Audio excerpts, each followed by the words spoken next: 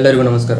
ಬೆಂಗಳೂರಿನ ಇನ್ನೂ garden city ಅನ್ಕೊಂಡಿದ್ದೀರಾ? ಆದ್ರೆ ಇವಾಗ ಮಾತ್ರ ಯಾಕೆ ಎಲ್ಲಿ ನೋಡಿದ್ರು ಪ್ಲಾಸ್ಟಿಕ್ ಇದೆ. ನೀರ್ ಬಾಟಲ್ ತಗೊಂಡ್ರೆ ಪ್ಲಾಸ್ಟಿಕ್, ಸೋಪ್ ತಗೊಂಡ್ರೆ ಪ್ಲಾಸ್ಟಿಕ್, ಬ್ರಷ್ ತಗೊಂಡ್ರೆ ಪ್ಲಾಸ್ಟಿಕ್. ಮಳೆ ಬಿದ್ದರೆ ಈ ಪ್ಲಾಸ್ಟಿಕ್ ಎಲ್ಲ ರೋಡಲ್ಲಿ ಹೊಡ್ಕೊಂಡು ಹೋಗುತ್ತೆ. 1990 ಮುಂಚೆ ನೋಡಿದ್ರೆ ನಮ್ಮ ಬೆಂಗಳೂರು ಗಾರ್ಡನ್ ಸಿಟಿ ಆಗಿತ್ತು.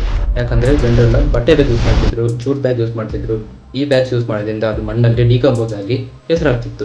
1990 ಆದ್ಮೇಲೆ ಎಕನಾಮಿ ಗ್ರೋ ಆಗಕ್ಕೆ ಸ್ಟಾರ್ಟ್ ಆಯಿತು. ಹಂಗೆ ಪ್ಲಾಸ್ಟಿಕ್ಗೂ ಡಿಮಾಂಡ್ ಜಾಸ್ತಿ ಆಯಿತು. ತುಂಬಾ ಜನ ಬೆಂಗಳೂರಿಗೆ ಬರ್ತಿದ್ರು, ಎಲ್ಲ IT ಬೂಮ್ ಆಗ್ತಿತ್ತು. ಮತ್ತೆ ತುಂಬಾ ಜನ ಪ್ಲಾಸ್ಟಿಕ್ನ ಯೂಸ್ ಮಾಡ್ತಿದ್ರು. ಇವಾಗ ನೋಡಿದ್ರೆ ಬೆಂಗಳೂರು ಮಾತ್ರ 4,000 ಟನ್ ಸಾಲಿಡ್ ವೇಸ್ಟ್ ನ ಪ್ರೊಡ್ಯೂಸ್ ಮಾಡ್ತಿದೆ. ಅದರಲ್ಲಿ 20% ನೋಡಿದ್ರೆ ಪ್ಲಾಸ್ಟಿಕ್ ವೇಸ್ಟ್. ಈ ಪ್ಲಾಸ್ಟಿಕ್ ನ ಮ್ಯಾನುಫ್ಯಾಕ್ಚರ್ ಮಾಡಕ್ಕೆ ಬೆಂಗಳೂರಲ್ಲಿ 2,000 ಕಂಪ್ನೀಸ್ ಇದೆ. ಅದರಲ್ಲಿ ಮೇಜರ್ ನೋಡಿದ್ರೆ ಪೀನಿಯಾ ಮತ್ತೆ ಬೊಮ್ಮಸಂದ್ರ ಇದೆ. ಅದು ಸಾಲದಿರ ಗುಜರಾತ್ ಇಂದ ಕೂಡ ಇಂಪೋರ್ಟ್ ಮಾಡ್ತಾರೆ ಪ್ಲಾಸ್ಟಿಕ್ ನ. ಈ 2,000 ಫ್ಯಾಕ್ಟರೀಸ್ ಅಲ್ಲಿ 70,000 ಜನ ಕೆಲಸ ಮಾಡ್ತಿದ್ದಾರೆ. ಇದರಲ್ಲಿ ಒಂದು ಗುಡ್ ನ್ಯೂಸ್ ಏನಂದ್ರೆ 90% ಪ್ಲಾಸ್ಟಿಕ್ ಬಂದು ರೀಸೈಕಲ್ ಮಾಡ್ಬೋದು. ಆದ್ರೂ ಅದನ್ನ ಏನು ಮಾಡ್ತಾರೆ ಹಂಗೆ ಇಟ್ಟಿರ್ತಾರೆ. ಈ ಕಾಮರ್ಸ್ ಡಿಮಾಂಡ್ ಜಾಸ್ತಿ ಆದಾಗ ಪ್ಲಾಸ್ಟಿಕ್ ಡಿಮಾಂಡ್ ಜಾಸ್ತಿ ಆಗುತ್ತೆ. ಯಾಕಂದ್ರೆ ಅವ್ರ ಪ್ಯಾಕೇಜಿಂಗ್ ಜಾಸ್ತಿ ಪ್ಲಾಸ್ಟಿಕ್ ಯೂಸ್ ಮಾಡ್ತಾರೆ.